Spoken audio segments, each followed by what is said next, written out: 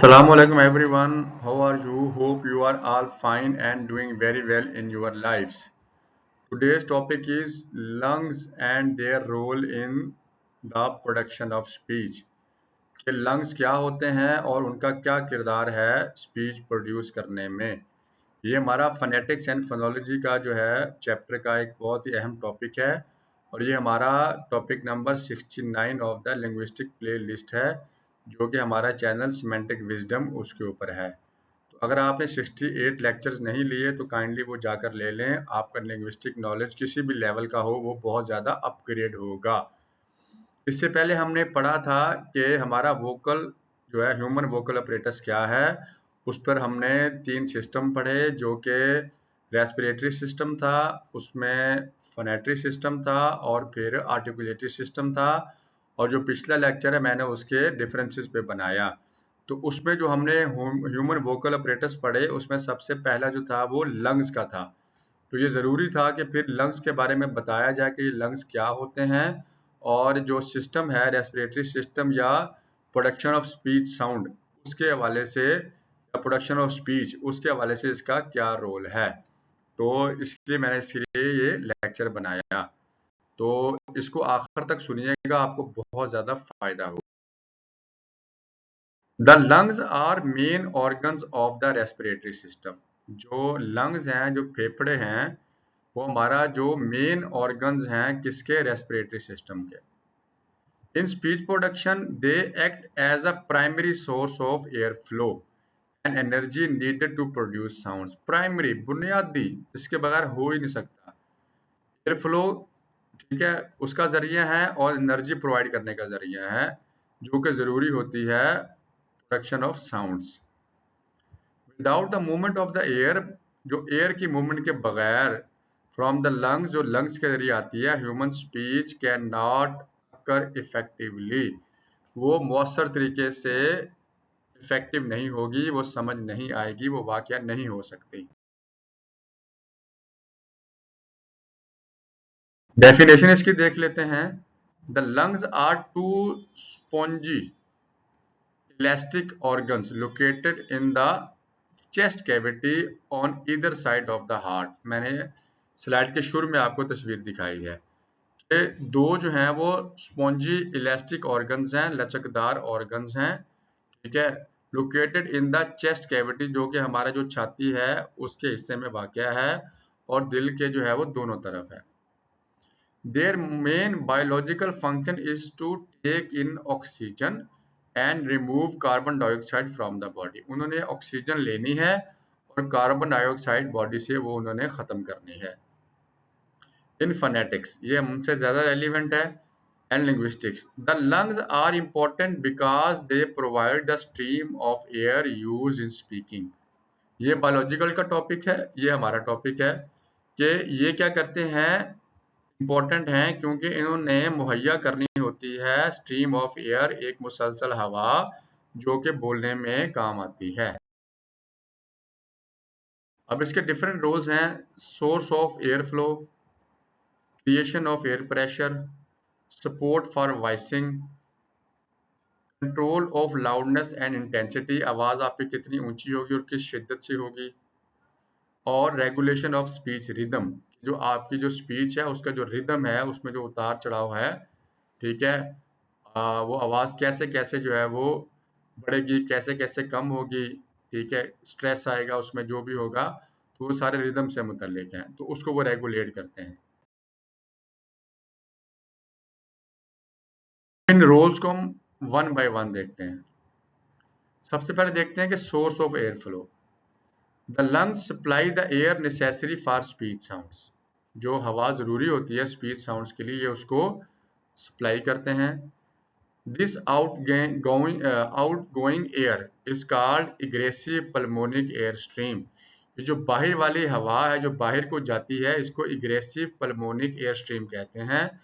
इस पर एक पूरा अलहदा से मेरा लेक्चर मौजूद है। एक होता है ingressive pulmonic air stream जिसमें हवा अंदर की तरफ आती है, उस पर भी मेरा एक लेक्चर मौजूद है, इनका कंपैरिजन भी मौजूद है। Most sounds in English and many other languages are produced using the airflow mechanism। English और बहुत सारी जो लैंग्वेजेस हैं उसमें जो एयर फ्लो मैकेनिज्म है, ठीक है, ये कौन सा इग्रेसिव, जिसमें हवा आउटवर्ड की तरफ है, वो इस्तेमाल होता है। अच्छा, अब दूसरा रोल क्या है, creation of air pressure. When the lungs push air upward, जब लंग्स जो है वो ऊपर की तरफ हवा को पुश करते हैं थ्रू द विंड पाइप, जिसको ट्रेकिया कहते हैं, एयर प्रेशर इज क्रिएटेड, तो हवा का एक दबाव सा पैदा होता है। This pressure is essential for producing sounds, ये प्रेशर जरूरी है कि आवाजें पैदा हों। The stronger the air flow, जितना स्ट्रोंगर एयर फ्लो होगा, द लाउडर एंड साउंड में बिकम,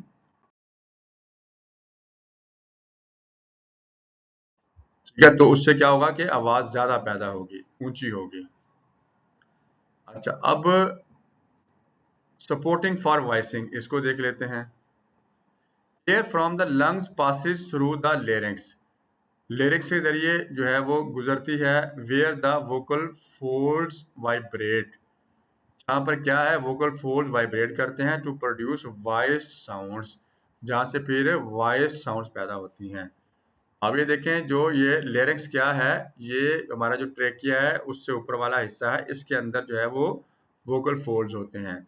जब वो वाइब्रेट करते हैं तो वॉइस साउंड पैदा होती है, जब वो वाइब्रेट नहीं करते तो वो फिर अनवॉइस साउंड्स पैदा होती हैं। अब क्योंकि यहाँ पर वॉइस साउंड्स की बात हो रही है तो ब, ठीक है, द, इससे आप महसूस करें आपके अंदर गले में थोड़ी सी वाइब्रेशन है। ग, ज, और ये वॉल्स भी पैदा करते हैं। वॉल्स वो साउंड्स होती हैं जो बगैर ऑब्स्ट्रक्शन ऑफ एयर फ्लो से पैदा होती हैं।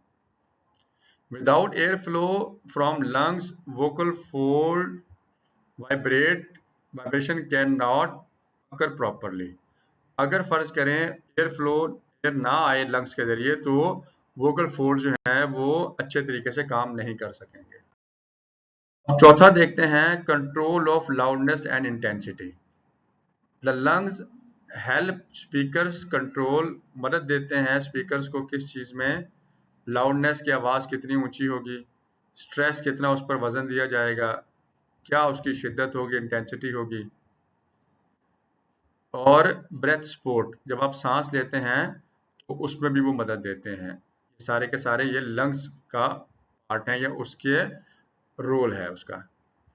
For example, stronger breath pressure, जितना जो है वो सांस का प्रेशर ज्यादा होगा उतनी आपकी स्पीच लाउडर होगी। वीकर जो ब्रेथ प्रेशर है, ठीक है, उससे क्या होगा, आपकी उतनी स्पीच सॉफ्ट होगी, नरम होगी, इतनी उसमें सख्ती नहीं होगी, ऊंचापन नहीं होगा। पांचवा देखते हैं कि रेगुलेशन ऑफ स्पीच रिदम।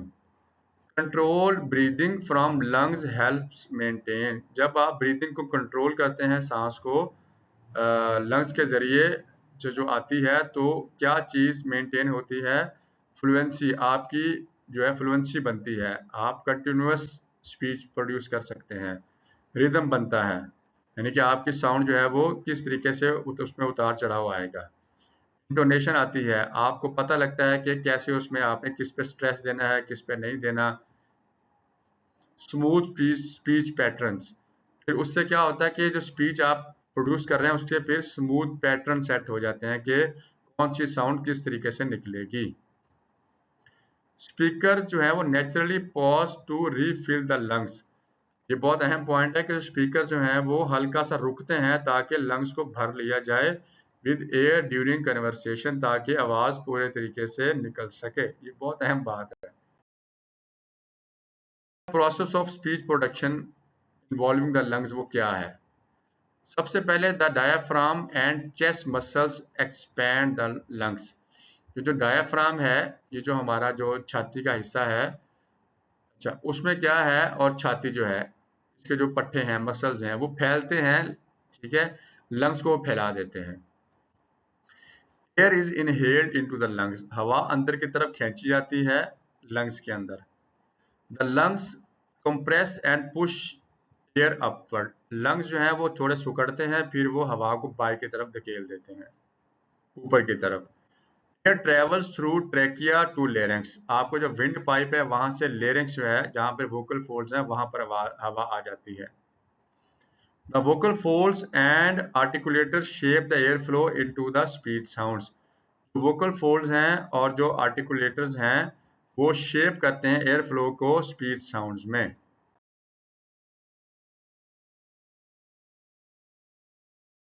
की कैरेक्टरिस्टिक्स क्या हैं? Primary organ of respiration. आपका जो रेस्पिरेशन है, जो आपका हवा का अमल दखल है, उसका ये बुनियादी जो है वो ऑर्गन है, जिस्म का हिस्सा है। Provide energy for speech production. Produce pulmonic aggressive air flow, यानी कि अपवर्ड जो है या आउटवर्ड जो एयर स्ट्रीम मैकेनिज्म है ये वहां से पैदा होते हैं। Help controls loudness and pitch. Essential for voiced and voiceless sounds. Lyrics के अंदर जो आपके वॉइस बॉक्स हैं उससे आपका ये वाला वाइब्रेशन हो तो वॉइस साउंड पैदा होंगी और ना हो तो वॉइसलेस साउंड्स पैदा होंगे। Work continuously during speaking. जब आप बोलते हैं तो ये मुसलसल बेचारे काम करते रहते हैं लंग्स, कि आप रुकते हैं, हवा भरते हैं, सुकड़ते हैं, फिर हवा को अपवर्ड की तरफ धकेलते हैं, तो ये इनका काम है। ये था हमारा आज का लेक्चर और आई थिंक ये बहुत इंपॉर्टेंट था इसको बनाना, और मैंने इसको बहुत सिंपल करके बनाया है और कॉम्प्रिहेंसिवली आप लोगों के सामने इसको डिस्क्राइब कर दिया गया है। तो इसलिए वीडियो को लाइक कीजिएगा, अपनी कीमती आरा मुझे कमेंट सेक्शन में ज़रूर दीजिएगा, और हमारा जो चैनल है सिमेंटिक विजडम इसको लाजमी तौर पर सब्सक्राइब और शेयर कीजिएगा। मिलते हैं अगले लेक्चर में, तब तक के लिए अल्लाह हाफिज़।